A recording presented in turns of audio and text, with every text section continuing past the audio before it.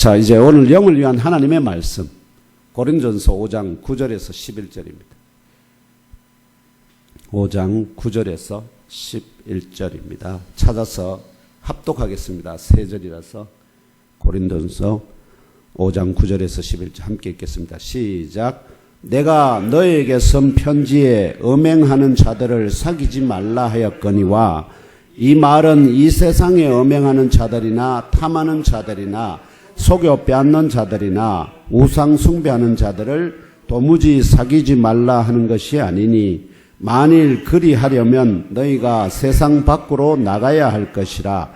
이제 내가 너희에게 쓴 것은 만일 어떤 형제를 걷는 자가 음행하거나 탐욕을 부리거나 우상 숭배를 하거나 모욕하거나 술 취하거나 속여 빼앗거든 사귀지도 말고 그런 자와는 함께 먹지도 말라 함이라. 아멘. 이 본문을 중심으로 초대 지역교회 7위의 사례 1이라는 제목으로 하나님의 말씀을 상고하겠습니다.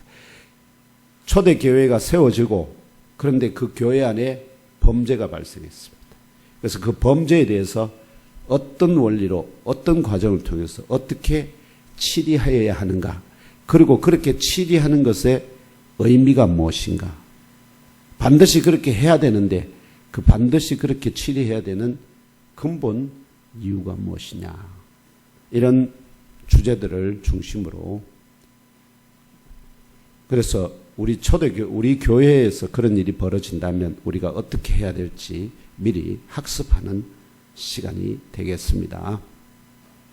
오늘은 2022년 6월의 둘째 주이자 부활하신 주 예수 그리스도께서 승천하시기 전에 보내시겠다 약속하신 다른 보혜사 곧 성령 하나님의 지상 강림을 기억하고 기념하는 성령 강림 후 제 첫 번째 맞는 주일입니다. 무엇보다 먼저 여러 우여곡절 가운데서도 우리 삶에 보면은 우여곡절이 많지 않습니까? 전부 다 잘 때 올라가다가 그냥 끝없는 낭떠러지로 또 떨어졌다가 또 조금 하나님께서 이끌어 주시려나 하고 기대되는 그런 타이밍에 우리가 있는 것 같습니다. 개척교회는 특별히 문제투성이의 사람들이 모이는 곳이라 하면 정확합니다. 잘 되는 교회는 뭐 삐까번쩍한 사람들이 많이 모이고, 문제 있어서 그 삐까번쩍한 사람들 그룹에 끼기 어려운 여러 가지 결점과 또 부족함과 마음의 그런 껄끄러움을 가진 분들이 개척교회에 많이 오니까, 그래서 개척교회 목사들에게는 사실 하나님이 더 특별한 권능을 주셔야 되지 않을까 하는 그런 생각이 듭니다.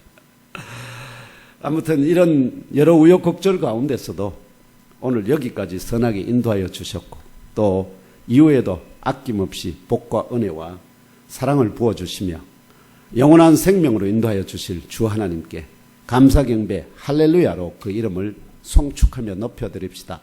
할렐루야! 그렇습니다. 할렐루야입니다.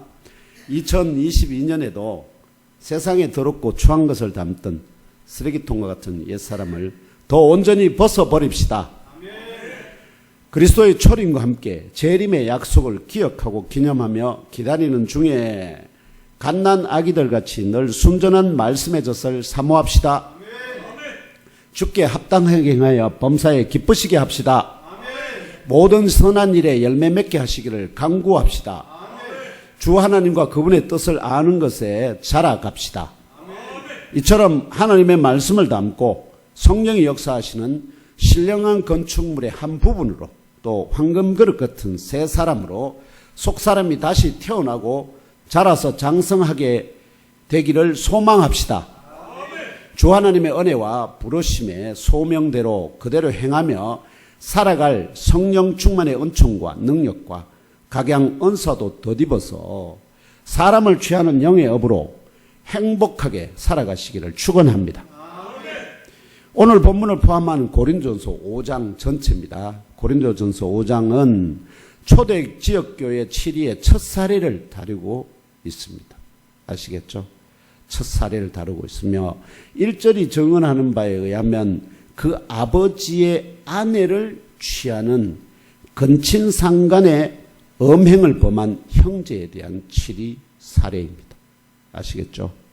교회 성도들 중에 형제들이라고 불리는 자들 중에 그러니까 이제 꼭 자기를 낳은 어머니라고 생각하실 필요는 없습니다. 그 당시에 어떻게요? 여러 부자들 중에는 많은 여인들을 어떻게요? 아내로 이렇게 취해서 그래서 그런 사례들이 많았기 때문에 우리 성경에 나오는 야곱 같은 경우에도 보면은 아내가 몇이었습니까? 넷이었다 아닙니까? 여러 가지 사연 때문에 자기가 의도한 바는 아니었지만 아무튼 하나님께서는 그런 역사를 일으켰습니다. 그래서 그런 어떤 법적으로는 아버지의 아내니까 그렇게 되면 자기에게는 어머니가 되니까 그래서 법적인 어머니를 취한 자가 있었다는 것입니다. 그래서 이런 그 근친상간의 음행을 범한 형제에 대한 치리 사례를 바로 5장에서 다루고 있습니다. 어떻게 치리해야 하느냐. 특히 오늘 본문은 초대교회 치리의 결론을 암시하는 2절에 쫓아내지 아니하였느냐. 그런 사람은 어떻게 해야 된다고요? 치리해서 쫓아내야 한다는 겁니다. 그런데 쫓아내지 아니하였다는 것입니다. 그리고 13절에 내쫓으라. 그래서 결론적으로 어떻게 해요? 다시 내쫓으라. 이 명령 사이에 오늘 본문이 있습니다. 그렇다면 결국은 왜 내쫓지 않았느냐? 중간에 내쫓아야 한다는 여러 가지 이유를 말하고 결론적으로 내쫓으라. 이런 전체적인 어떤 말씀의 구조가 됩니다. 다시 말하면 사도께서는 2절에서 그 아버지의 아내를 취하는 폐륜을 저지른 지역교회의 형제를 왜 너희들 중에서 쫓아내지 아니하였느냐 반문한 후에 치리해야 할 그 결정적 이유와 그 치리 대상에 포함되는 형제들의 다른 범죄 행위들을 이렇게 제시를 합니다. 그러면서 13절에서 이 악한 사람은 너희들 중에서 내쫓으라 명령합니다. 그러므로 오늘 본문은 사도께서 제시하는 지역교회 치리 대상의 범죄 행위들이 무엇인지를 또한 규정을 합니다. 그렇다면 사도께서 증언하는 바 초대 지역교회 치리의 첫째 사례를 통하여 첫째, 교회 형제에 의한 범죄 행위의 내용이 무엇인지를 우선 파악해야 되겠죠. 그 다음에 둘째, 범죄 행위를 저지른 교회 형제에 대한 치리 과정은 어떠해야 하는가 하는 것입니다. 두 번째, 셋째가 범죄 행위를 저지른 지역교회 형제에 대해 지역교회가 반드시 치리해야 되는 결정적인 이유는 무엇인가 하는 것입니다. 이거 안 하면 하나님으로부터 내지는 교회가 어떻게 될까요? 소멸됩니다. 교회가 안 됩니다. 넷째, 그 이유를 자세히 말씀드릴게요. 넷째, 그래서 지역교회 치리의 대상이 되는 형제들과 그들의 범죄 행위들은 무엇인가 하는 이 네 번째가 오늘 본문에 해당되는 것입니다. 그래서 이와 같은 질문들에 대하여 그 응답을 찾아 상고해 보고자 합니다.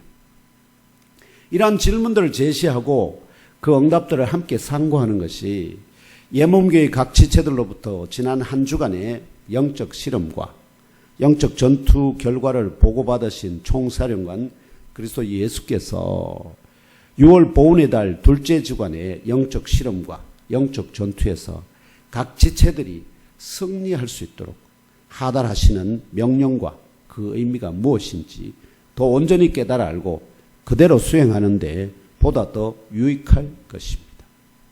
그래서 이번에는 음행에 관련된 내용이다 하는 것입니다. 그러므로 예몸교회로 지체로 세움을 받으신 형제자매 여러분은 매주일 예배 전에 반드시 한 주간 동안 치르신 영적 실험과 영적 전투 결과에 대하여 총사령관 주 예수 그리스도께 보고하시기 바랍니다. 그러기 위해서는 예배 시작 시각 11시 이전에 오셔서 개별적으로 그리스도 예수께 보고드리는 그런 시간이 필요할 것입니다. 이러한 보고와 그에 따른 새 명령의 하달이 없다면 저와 형제 자매 여러분이 기대하고 소망하는 영적 성장은 그저 사막의 싱그루같이 결코 잡히지 않는 실체가 되어서 평생의 교회 출석과 예배 활동에도 어린아이 같은 신앙 인격에 머물고 성령의 열매도 생명의 열매도 맺지 못하여 열매 없는 무화과나무 같은 가지로 남아있을 가능성이 그런 위험성이 높습니다. 그래서 오늘 장로님 기도하신 것처럼 너 그렇게 살면 죽는다 하고 저에게 말씀하셨는데 이 저에게 주신 주 하나님의 메시지를 예몸교회 형제자매에 지체된 형제자매 여러분도 공유하고 기억하시기를 권면합니다. 저와 형제자매 여러분 각자가 원하는 대로 생각하고 말하고 행동하는 것은 그리스도의 지초로 부르신 주 하나님의 뜻과 부르심의 뜻을 저버리는 불순종 그 자체입니다. 그러면서도 은혜와 사랑과 권능을 내려달라고 간구하는 것은 이치에 합당하지 않습니다. 그저 말에 유희에 지나지 않습니다. 그래서 예배 시작 전에 반드시 보고하고 새 명령을 하달받는 것 잊지 맙시다. 아멘. 보고가 없으면 새 명령도 없습니다. 한번 따라 해보시겠습니까? 보고가 없으면 새 명령도 없다. 보고가 없으면 새 명령도 없다. 그래서 새 명령을 받지 못하고 이 교회를 떠나서 여러분 처소로 돌아간다 또는 사회생활을 한다는 것은 내가 내 방식대로 사는 것입니다. 그리스도와 아무 상관이 없다 하는 것입니다.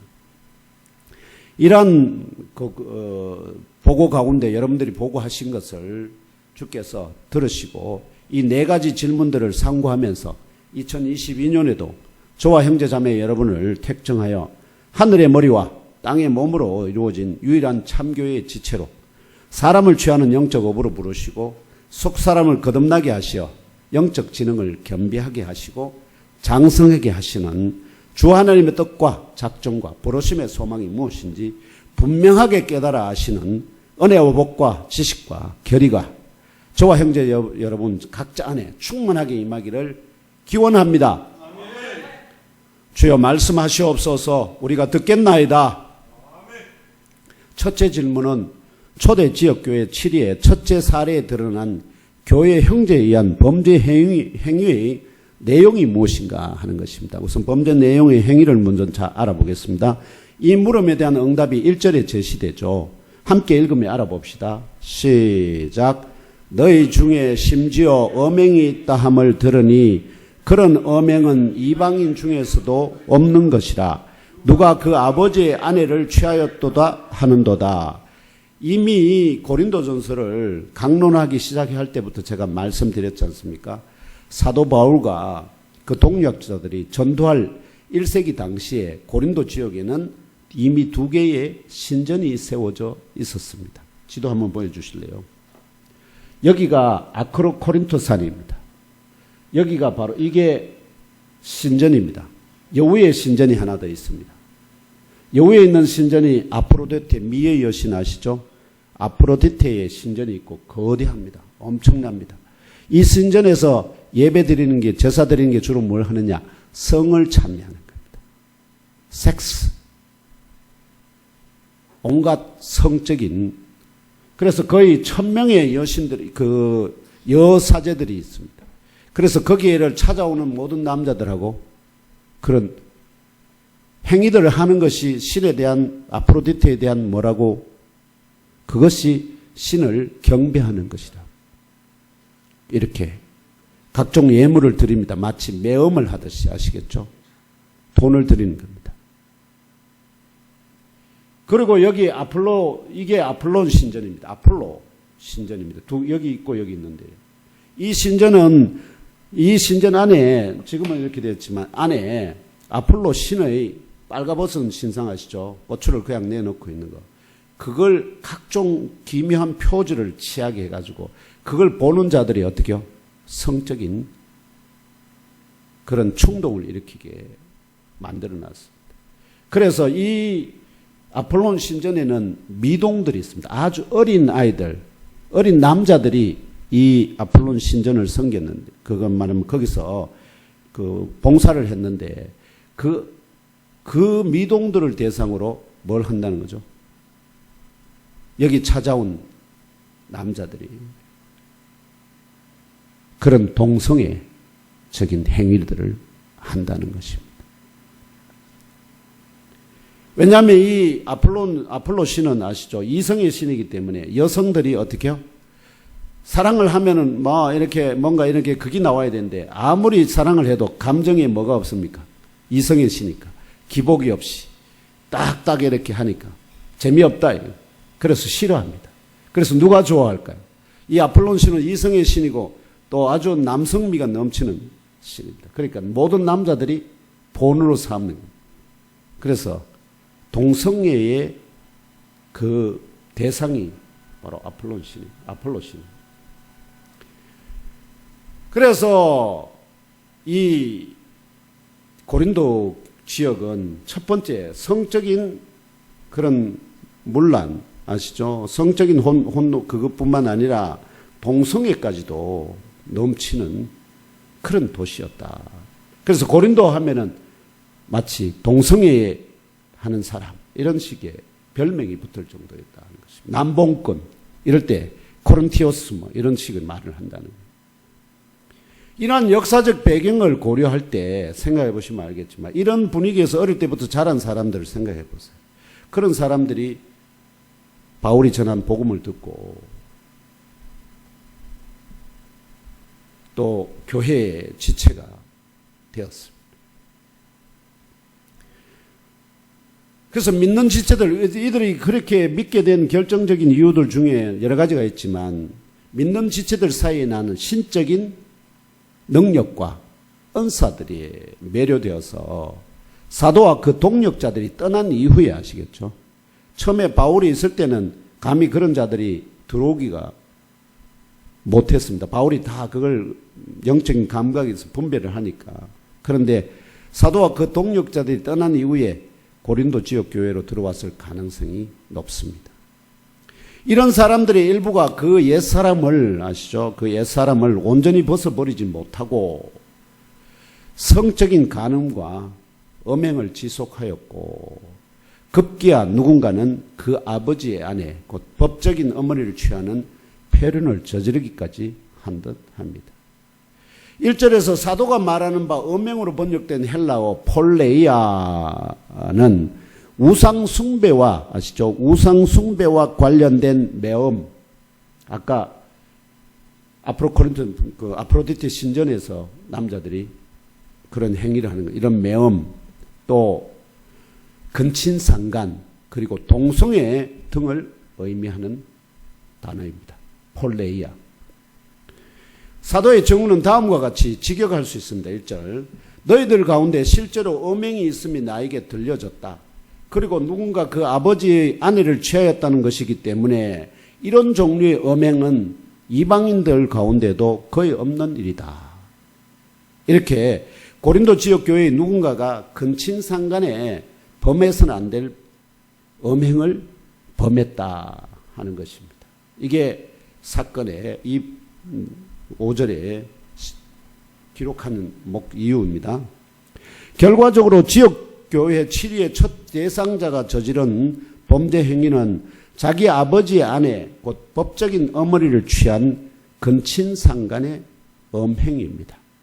이런 일이 벌어졌을 때 어떻게 하라고요? 반드시 치리하라 하는 것입니다. 둘째 질문은 이러한 범죄 행위를 저지른 교회 형제에 대한 치리 과정은 어떠해야 하는가입니다. 어떤 과정을 거쳐서 치리해야 하는가? 이 물음에 대하여 사도는 2절에서 5절에 아시죠? 2절에서 5절에서 응답의 실마리를 제시합니다. 응답에 이렇게 하라는 기본 응답의 실마리를 제시하는 겁니다. 찾아 읽으며 알아봅시다. 2절에서 5절입니다. 함께 읽겠습니다. 시작. 그리하고도 너희가 오히려 교만하여져서 어찌하여 통한이 여기지 아니하고 그 일 행한 자를 너희 중에서 쫓아내지 아니하였느냐. 내가 실로 몸으로는 떠나 있으나 영으로는 함께 있어서 거기 있는 것 같이 이런 일 행한 자를 이미 판단하였노라. 주 예수의 이름으로 너희가 내 영과 함께 모여서 우리 주 예수의 능력으로 이런 자를 사탄에게 내주었으니 이는 육신은 멸하고 영은 주 예수의 날에 구원을 받게 하려 함이라. 아멘. 2, 3절에서 사도는 근친상간의 음행이라는 범죄 행위를 저지른 지역교회의 형제에 대한 1단계의 치리 과정에 대해 먼저 지역교회의 지체들이 이러한 행위의 발생에 대해 통한이 여겨야 한다는 것입니다. 통한이. 어떻게 우리 교회 안에 이런 행위자가 일어날 수 있느냐. 그것에 대해서 온 교회가 통한이 여겨야 한다는 거죠. 통한이 여겨야. 이어서 지역교회의 지체들이 통한이 여기고만 있으면 안 된다는 거죠. 그래서 그런 통한이 여긴 후에 이 지역교회의 지체들이 이미 이런 일을 이미 행한 자를 두세 사람의 증인을 세워서 엄밀하게 판단하고 마지막으로 지역교회의 지체들이 이런 일을 이미 행한 자로 판단된다면 그런 사람을 너희들 가운데로부터 밖으로 드러내라 제시합니다. 들어서 내라 이렇게. 드러내라. 그냥 두지 마라 하는 것입니다. 드러내라. 근데 이어지는 4, 5절에 여러분들이 이해하기 어려운 말씀이 주어집니다. 이게 난제입니다. 4, 5절. 1단계 치리 과정 중 형제를 판단하는 교회의 영적 권위의 원천과 치리의 결과로 주께서 성취하실 일을 계시하는 겁니다. 4, 5절이. 특히 4, 5절의 번역이 어렵게 되어 있습니다. 여러분 무슨 말인지 정말 알기 어렵습니다. 어렵게 되어 있어서 사도께서 영적인 조망 가운데 계시하는 말씀의 의미 파악에 혼선이 발생할 가능성이 높습니다. 주석해놨는데도 보면 정말 말이 안 되는 이야기들을 해놨습니다. 근데 아무튼 제게 하나님께서 알려주신 내용을 말씀드립니다. 헬라 원문을 직역하면 다음과 같은 의미가 됩니다. 4절 5절입니다. 우리들의 주 예수의 이름으로 아시죠? 우리들의 주 예수의 이름으로 우리들의 주 예수의 능력과 더불어 이름과 능력과 더불어 너희들과 나의 영의 공동 모임에서 아시죠? 그러니까 주 예수의 이름으로 모이지 않습니까? 그리고 주 예수의 능력이 함께 한다는 거죠. 능력이 함께하는 너와 나의 바울 사도의 그 영의 공동 모임에서 주의 날 안에 그 영이 구원받도록 하기 위하여 주의 날에 그 영이 즉 범죄한 그 자의 영이 구원받도록 하기 위하여 이런 부류의 사람을 사탄에게 육신의 징계 혹은 파멸을 위하여 넘기는 것이다. 이런 뜻입니다. 다시 말하면 지역교회의 범죄한 형제에 대한 판단과 치리의 영적 권위의 원천이 어디서 나오느냐? 우리들의 주 예수의 이름으로 우리들의 주 예수의 능력과 함께 영의 공동 모임에서 나온다는 것입니다. 그러니까 한두 사람 무슨 그게 아니라 예수의 능력이 함께 이 공동체 안에 아시죠? 함께 해서 그래서 그 예수의 이름으로 모인 그 공동체의 이름으로 어떻게요? 치리가 할 수 있다. 그래서 예수의 능력이 빠져도 안 됩니다. 예수의 능력이 함께 해 주셔야 됩니다. 예수의 능력이 결국 성령의 능력, 성령이 함께 해 주시는 겁니다. 그래서 더욱이 지역교회에 이게 이제 영적 권위에 아서 치리의 영적 권위의 원천은 예수의 능력이 함께하는 공동체, 또 예수의 이름으로 예수의 능력이 함께하는 그 공동체, 그 영의 공동체에 그것이 바로 이 일을 행할 합당한 권위의 주체가 된다 하는 것입니다. 이해되시나요? 치리의 권위의 주체, 원적인 원천이 거기서 나온다는 거예요.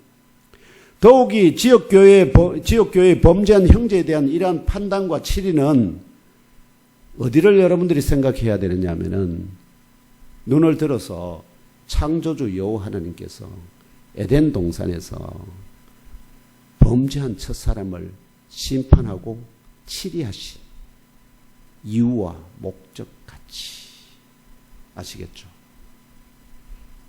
주의 날에 그 영이 구원받도록 하기 위하여 이들을 치리하고 정죄하고 에덴 동산에서 내쫓았지 않습니까? 근데 그걸 바울은 뭐라고 했냐면은 그렇게 내쫓는 것이 사탄에게 내어준 것이다. 사탄에게. 그렇다면 동일한 원리에 따라서 교회도 어떻게 해야 한다는 거죠? 하나님께서 범죄하던 아담과 하와를 에덴 동산 밖으로, 그래서 모든 사람이 죄인이 사형수가 되게 한 그것이 어떻게 해요? 그 육신을 사탄에게 내어주더라도 그 영은, 회개하고 돌이키는 그 영은 어떻게 해요? 다시 살려내기 위해서 그런 치리를 하듯이 교회도 아시겠죠? 범죄한 그 사람을 쫓아내는 것이 완전한 구원의 말하는 파멸의 구렁텅이로 몰아넣는 게 아니라는 겁니다. 뭐라는 거죠? 그 몸은 이미 더럽혀졌기 때문에 그를 교회 너희들 가운데서 내어 쫓고, 하나님께서 그가 그 내어 쫓긴 다음에 어떻게 그가 회개하고 돌이키면 하나님이 뭐는 살려내신다는 거죠? 그 영은 살려내신다는 뜻입니다. 다들 두려워하는 것이 뭡니까? 이 교회 형제를 쫓아내면 이 형제는 완전히 우리가 마치 어떻게요? 그 사람을 지옥 가게 만드는 것처럼, 이게 두려워서 못한다 아닙니까 다들? 근데 바울이 그것에 대해서 지금 말하는 겁니다. 변호하는 겁니다. 그렇게 쫓아내는 것이 하나님께서 에덴 동산에서 쫓아내듯이 교회도 그렇게 쫓아내는 것이 바로 그 육체는 사단에게 파멸을 위해서 던지지만, 그러나 그 영은 그가 돌이키고 회개하면 어떻게 해요? 하나님이 그를 살려내신다는 것, 구원한다는 겁니다. 우리가 생각하는 거하고 다르지 않나요, 여러분? 다르죠? 왜냐하면 이 말씀에 대한 이해가 안 돼서 그래요. 이러한 치리 과정은 통상 이 세상에서 범죄한 사람을 기소하고 재판하여서 다른 사람들로부터 분리시키고 교화시키기 위하여 감옥에 가두거나 고립된 지역에 유배시키는 것과 거의 동일하지 않습니까? 그러므로 사탄은 여기서 사탄에게 육체를 던져준다는 말은 이 사탄은 이 감옥의 감독이거나 아시겠죠? 이 감옥의 감독이거나 유배지의 최고 관리자와 같습니다. 그래서 제가 말씀드리지 않습니까? 이 세상은 사형수들이 모여있는 감옥소요, 유배지라고요. 그 유배지에 대장 노릇하도록 세운 자가 바로 사탄입니다. 그래서 교회는 그런 구원받은 사형수들을 이제 하나님께서 구원하시겠다, 영원한 생명을 주겠다 불러 모았는데, 그 중에 아직도 옛 습관을 버리지 못한 사람이 들어와 있으니까 이 자를 어떻게 다시 어디로 하라는 겁니까? 교회에서 내보내라. 그럼 그가 다시 돌이키고 회개하면 어떻게 해요? 하나님께서 그를 살려내시겠다. 그 얘기를 하고 있는 것입니다.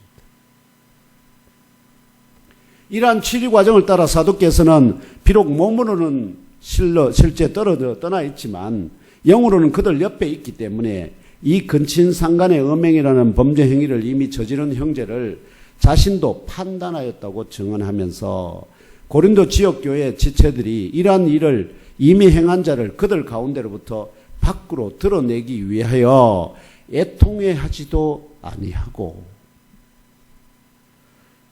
판단하지도 아니한 것을 그들이 교만하기 때문이다 지적합니다. 그들이 교만하게 되었다는 것.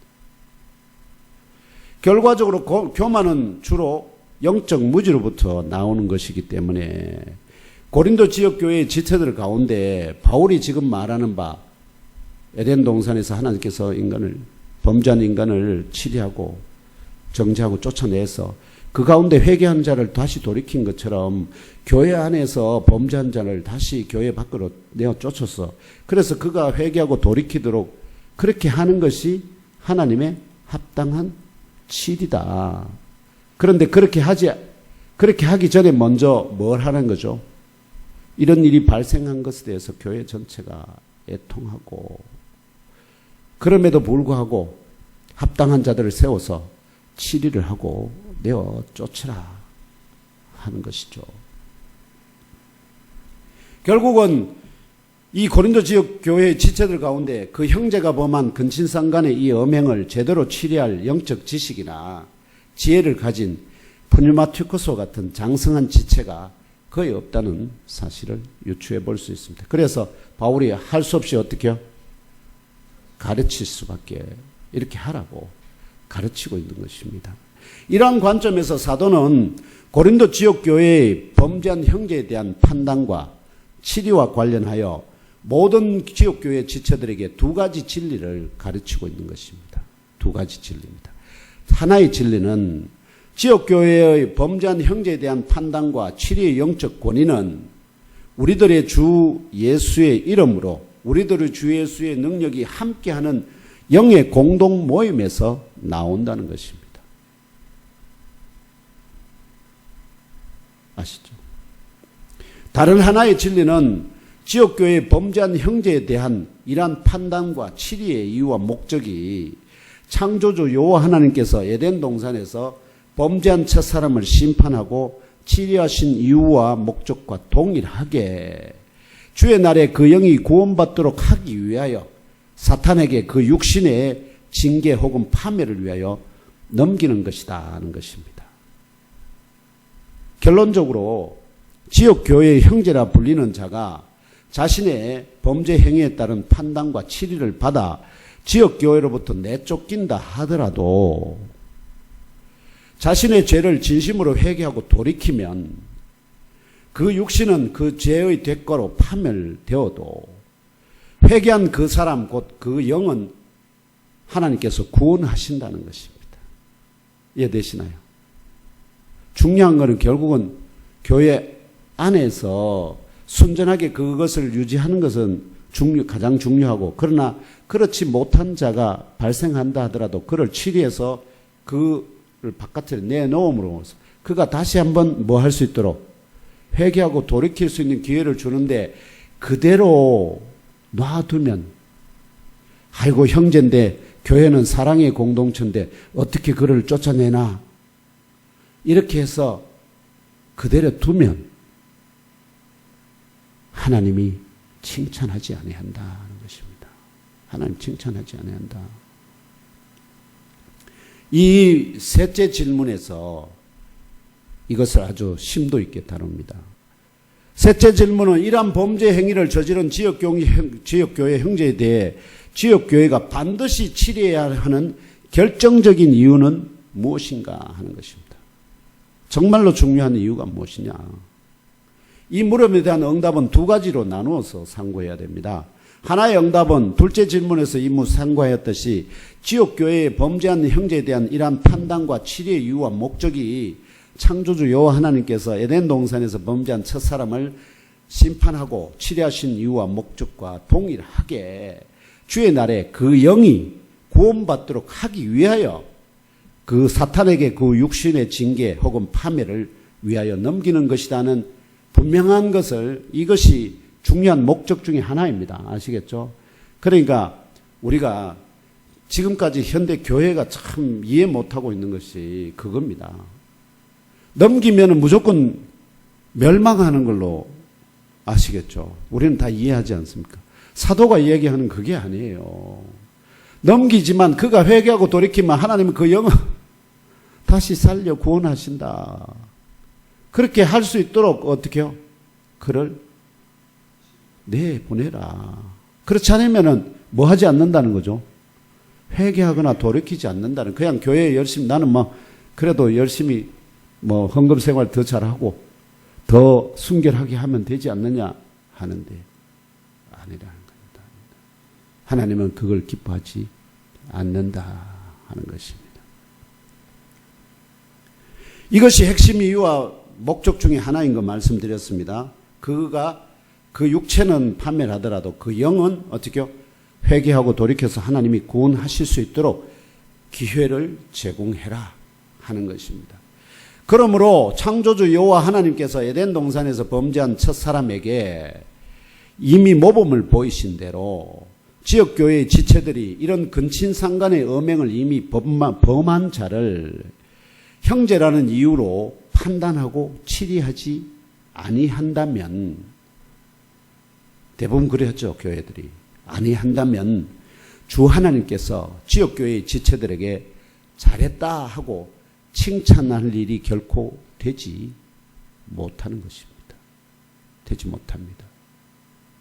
이러한 연유, 곧 주 하나님께서 잘했다고 칭찬할 일이 결코 아님에도 불구하고 형제라는 이유로 오히려 사랑으로 용납하고 덮어주는 것을 고린도 교회 지체들이 자랑하였기 때문에 우리 교회는 이래 은혜와 사랑이 넘칩니다. 이렇게 참 죄를 지어도 그래도 그리스도의 사랑으로 용서하고 용납합니다. 이걸 자랑으로 삼았기 때문에 사도께서 6절 전반부에 너희가 자랑하는 것이 옳지 아니하도다 반박하는 것입니다. 아시죠? 교회들 자랑할 수 있습니다.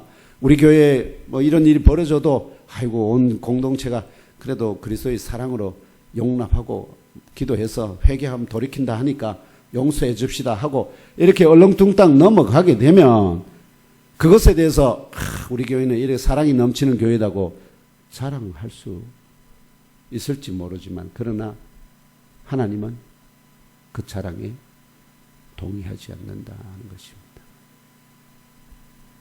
그렇다면 지역교회 지체들이 이런 근친상간의 음행을 이미 범한 형제를 반드시 치리하고 판단하고 치리해야 하는 또 다른 핵심적인 이유는 무엇일까요? 이 물에 대한 응답을 6절 후반부에서 8절에 사도께서 비유로 제시합니다. 비유로 6절에서 8절을 찾아 함께 읽으며 알아봅시다. 시작. 너희가 자랑하는 것이 옳지 아니하도다. 적은 누룩이 온 덩어리에 퍼지는 것을 알지 못하느냐. 너희는 누룩 없는 자인데 새 덩어리가 되기 위하여 묵은 누룩을 내버리라. 우리의 유월절 양 곧 그리스도께서 희생되셨느니라. 이러므로 우리가 명절을 지키되 묵은 누룩으로도 말고 악하고 악의에 찬 누룩으로도 말고 누룩 없이 오직 순전함과 진실함의 떡으로 하자. 아멘. 이 물음에 대한 핵심 응답은 누룩의 작용에 있습니다. 여러분 전부 다 우리 누룩이 어떻게 뭔 일을 하는 거 알죠? 이 반죽 덩어리가 있습니다. 그 반죽 덩어리에 누룩을 넣지 않고 그냥 구우면 어떻게 되죠? 딱딱한 그런 빵이 되죠. 그래서 그걸 무교병이라고 합니다. 근데 거기다 누룩을 넣으면 어떻게 됩니까? 부풀어서 큰 덩어리가 됩니다. 그래서 작은 누룩 덩어리 하나 넣었는데 빵이 어떻게요? 커지잖아요. 결국은 부풀어 오르게 만들잖아요. 그러면 작은 누룩이 그 반죽 덩어리의 모든 부분에다가 뭘 미칩니까? 영향을 미치잖아요. 이게 뭘 의미할까요? 이 누룩이 누굴까요? 지금 근친상간의 음행을 범한 자입니다. 그 한 사람이잖아요. 그런데 그 한 덩어리의 누룩이 결국은 고린도 교회의 지체들이라는 온 반죽 덩어리, 새 반죽 덩어리를 뭘로? 그런 음행으로 영향을 미치게 만든다는. 다시 말하면 적은 누룩이 온 덩어리에 퍼지듯이 지역교회 많은 지체들 가운데 한 형제가 범한 근친상간의 범행이 적은 누룩이 온 덩어리에 그 영향을 나타내어 부풀게 오르게 하듯이 결국에는 지역교회 지체들 모두에게 그 영향력을 미치고 지역교회를 각종 범죄의 소굴로 인식되게 만들 것이기 때문에 지역교회의 지체들이 이런 근친상간의 음행을 범한 형제를 반드시 판단하고 치리해야 하는 것입니다. 사도들이 그리스도 예수와 관련된 복음을 전파하여 세워진 지역교회의 지체들은 출애굽한 이스라엘 백성들의 비유됩니다. 지금 여기서 출애굽한 이스라엘 백성. 출애굽 전날 밤에 여호와 하나님께서 모세를 통하여 죽음의 사자가 애굽 전역의 각 가정을 방문하여 짐승이든 사람이든 장자를 취하실 것을 예고하시면서 어린 양을 잡아 그 피를 각 집의 문설주와 임방에 바른 것을 보면 죽음의 사자가 들리지 아니하고 넘어가실 것을 약속하셨습니다. 이게 유월절, 유월이라 넘어간다는 것이. 이 양을 유월절 어린 양이라 부릅니다. 이 예고와 그 약속대로 그날 밤 첫 번째 유월절 밤에 주 여호와의 말씀을 따라 그 피를 바르지 아니한 애굽 전역의 모든 가정의 가축과 사람의 장자가 죽임을 당하여 초상이 났습니다. 전국에 나라 전체의 초상이 일어난 거죠. 그러나 그 말씀을 따라 그 피를 바른 이스라엘의 모든 가정과 가축과 사람의 장자는 하나도 죽임을 당하지 아니하였습니다. 이러한 구별되는 10번째 마지막 표적을 체험한 애굽의 바라가 결국은 항복을 하게 되죠. 그래서 이스라엘 백성의 출애굽을 즉시로 허용하였고 하나님께서는 바로 떠나라. 그렇지 않으면 내일 날만 받아가도 어떻게 해요? 바로가 마음을 바꿀 것이거든. 그래서 어떻게 해요? 이스라엘은 황급하게 출애굽하여 했기 때문에 떡 반죽을 이제 보통 해놓고 거기다 누룩을 넣어서 이제 굽기 전에 뭐 이렇게 좀 반죽을 해놓고 해가 그 다음에 누룩을 넣고 좀 이렇게 그거 숙성시킨다 아닙니까? 근데 숙성할 시간이 있었습니까? 없으니까 어떻게 해요? 그냥 반죽해가지고 딱딱한 떡 그대로 구워가지고 그대로 들고 출애굽했거든요. 이러한 역사적 사실을 기념하기 위하여 이스라엘은 유월절 어린 양을 잡아서 그 고기를 구워 먹고, 그죠? 그리고 누룩을 넣지 않는 반죽 덩어리로 만든 무교의 떡, 곧 무교병을 먹는 무교절과 유월절을 명절로 지키게 된 거 아닙니까? 이런 구약의 출애굽 역사를 배경으로 사도는 지역교회 지체들을 새 반죽 덩어리로 비유합니다. 새 반죽 덩어리. 다시 말하면 너희들은 누룩 없는 존재들 같이 새 반죽 덩어리로 존재하도록 묵은 누룩을 어떻게 내버리라. 묵은 누룩은 뭐겠습니까?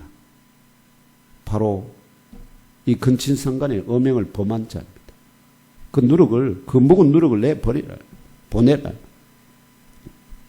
떼내지 않으면은, 그 누룩을 제거해서 떼내지 않으면은 이 새 반죽 덩어리가 어떻게 부풀어 오를 것이기 때문에. 그래서 새 반죽 덩어리가 되게 하기 위하여 우리의 유월절 양 그리스도께서 희생됐었다고 증언합니다.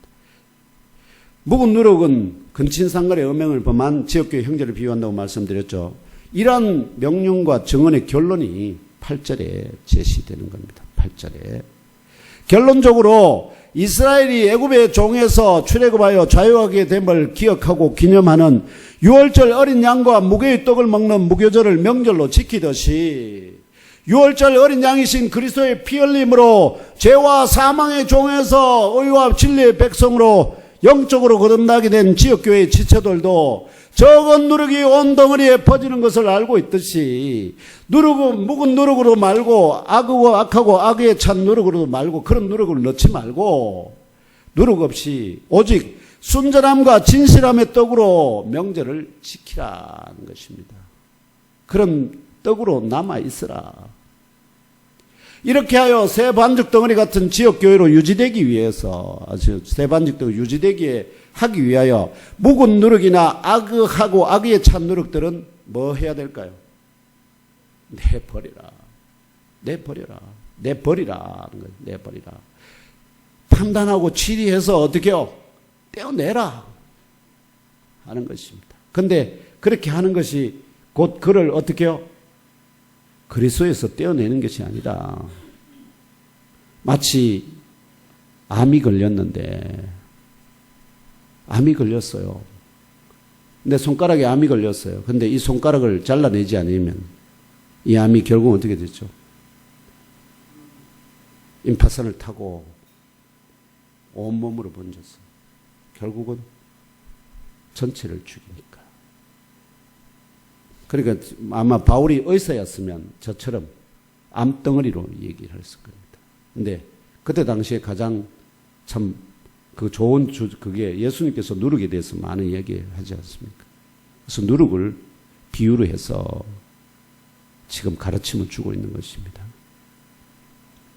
이렇게 하여 새 반죽 덩어리 같은 지역교회로 유지되기 위하여 묵은 누룩이나 악하고 악에 찬 누룩을 내버리고 누룩이 없는 오직 순전함과 진실함의 떡으로 우리 애몸교회 지체들이 부어져 가기를 축원합니다. 우리 애몸교회는 아시죠? 새 반죽 덩어리, 누룩이 없는 새 반죽 덩어리 같습니다. 이 반죽 덩어리 안에 혹시라도 누가 묵은 누룩을 가진 자가 들어온다면 거기에 대해서는 단호하게 치리해야 될 그런 필요가 있다. 물론 이제 들어오면은 제가 그냥 받지는 않지만 새가죽 교육을 통해서 다 여러 가지 검토를 하고 검증을 해서 다 이렇게 새롭게 새 그릇, 새 반죽으로 아시죠? 그거로 거듭나도록 이런 과정을 거치지만 혹시라도 또 사는 중에 젊은이들은 좀 그런 그게 있을 수 있으니까요. 우리야 좀 이제 나이도 있고 그렇지만 어린 사람들은 얼마든지 청년들은 그런 성적인 그 감각이 아주 뛰어난 사람들은 강한 사람들은 충분히 그런 음행에 빠질 수도 있기 때문에 그래서 그것이 꼭 마귀에게 그렇게 해서 치리하는 것이 마귀에게 내어주는 것처럼 보이지만 그러나 그 몸을 내어주는 것이고 그 육체는 그 영은 어떻게 해요? 그가 회개하고 돌이키면 하나님께서 그 영을 살려 내신다는 사실을 잊지 마시기를 바랍니다.